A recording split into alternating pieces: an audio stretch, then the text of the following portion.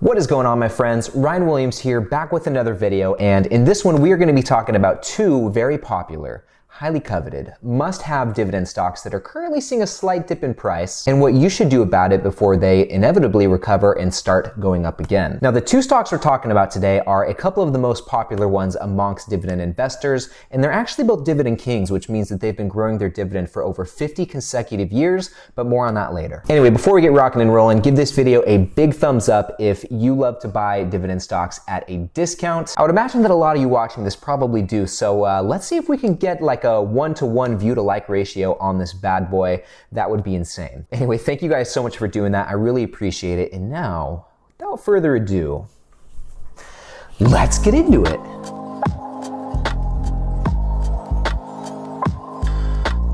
All right, my friends, now getting right into it. The two dividend stocks, or rather the two dividend kings we're going to be talking about today are 3M, ticker symbol MMM, and Johnson & Johnson, ticker symbol JNJ. But first, let's start with 3M. Now, as you guys can see on the screen, 3M is most definitely sitting at a little bit of a discount right now. I mean, at the time of this recording, just in the last month, it's down over 9%, which is a huge drop in share price, especially for such a short amount of time. And because of this, it's very possible that right now is a good time to get into 3M, or actually pick up a few more shares if you're a current shareholder. And if we look over to the right-hand side of this screenshot right here, we can see that the PE ratio is still somewhat low, 18.08, which if we're judging affordability just based on this PE ratio, that also suggests that right now might not be a bad time to pick up a few more shares of 3M, like I said. And I think the big question to answer is what is going on with 3M to make it drop so much in share price in such a short amount of time? So after doing a little bit of research on this, guys, it looks like what we're seeing with 3M is coming as a result of inflation, which has been a hot topic lately in the news. And one of the biggest questions for investors on whether it's getting worse or whether we're going to see deflation, no matter what the end result is going to be with this whole inflation thing, it is having a current effect on 3M and its share price performance. And to dive a little bit deeper into this, guys, we can refer to an article I found from SchaeferResearch.com, which reads, during a Morgan Stanley investment conference on Monday, Manish Pattalwala, 3M company CFO, I hope I pronounced that right, noted inflation concerns in raw materials, labor, and logistics that are outstripping price increases over the current quarter. According to Pattalwala, I am probably butchering that, my belief, and I may be wrong, is until we see a demand-supply parity somewhere, I think we're going to continue to see inflation in raw material and logistics. And to dive a little bit deeper into the point that the 3M company CFO was making, we can read another article that I found from Barron's.com, which reads, the impact of inflation on corporate profits is well known at this point.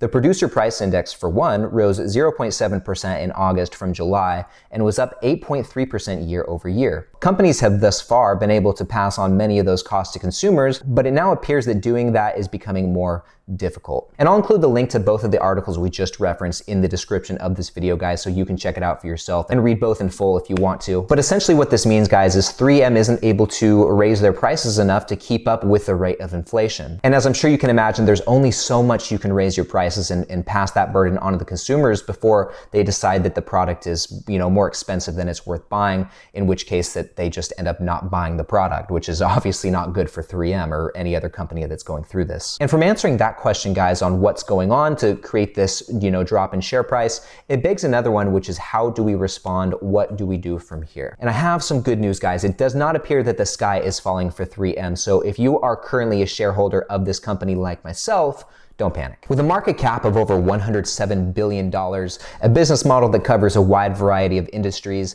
and a 3.25% dividend that they've been growing for the last 63 consecutive years, 3M, at least as far as I'm concerned, still seems like a great long-term investment, and I may even pick up a few more shares right now myself while it's down. And in my opinion, this could be a good approach for both current shareholders and people who are looking to start their positions in 3M. It's such a good company that it makes for a really good long-term investment, so if you're just now buying into it, you can assume that 5, 10, 20, 50 years down the road, it's going to be priced higher than it is today. Even if you're someone who thinks it is still currently kind of expensive to buy, which, the share price isn't cheap, it's almost $200 per share. there. But nonetheless, guys, like we kind of just talked about, 3M is a high quality blue chip stock with a really solid dividend paying history and dividend growing history that I think now could be a decent time to pull the trigger. All right, guys, now moving on to the second must-have dividend king that we're going to be talking about today. That is Johnson & Johnson, ticker symbol J&J, which tells a similar story as 3M. Now, Johnson & Johnson is another big blue chip dividend king that is very popular among dividend investors, and it is known for being one of the more reliable, secure investments that you can make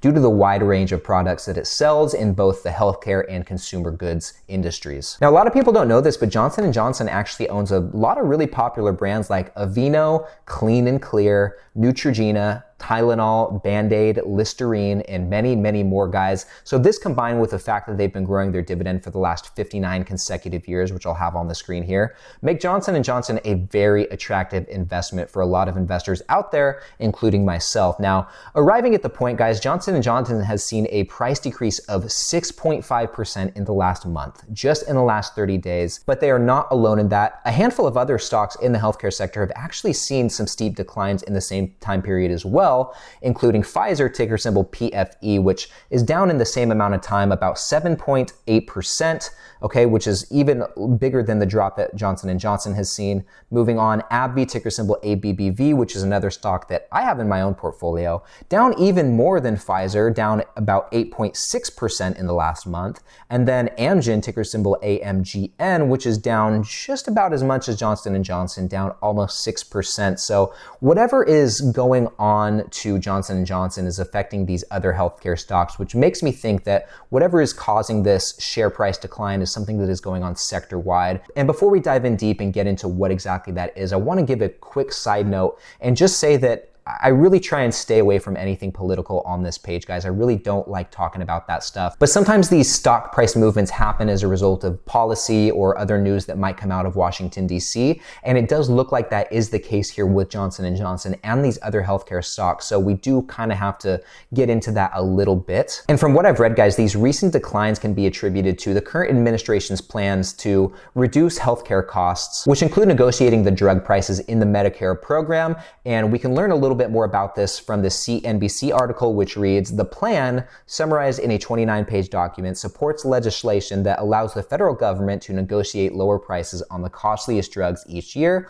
and pass those savings on to private insurers. Current rules prohibit Health and Human Services from negotiating drug prices on behalf of Medicare, the federal government's health insurance plan for the elderly. It would reduce regulatory barriers to getting a new drug approved by the FDA and incentivize drug makers to develop medications that are already on the US market, ensuring competition and forcing other companies to lower prices, according to the administration." Now, at this point, guys, it's just a plan, okay? It hasn't actually passed yet. And in fact, at this point, it has been shut down by the House of Representatives. And a more recent article from the Associated Press will tell us more on this, and that reads, "A House committee dealt an ominous, if symbolic, blow Wednesday to President Joe Biden's huge social and environment package, derailing a money-saving plan to let Medicare negotiate the price it pays for prescription drugs.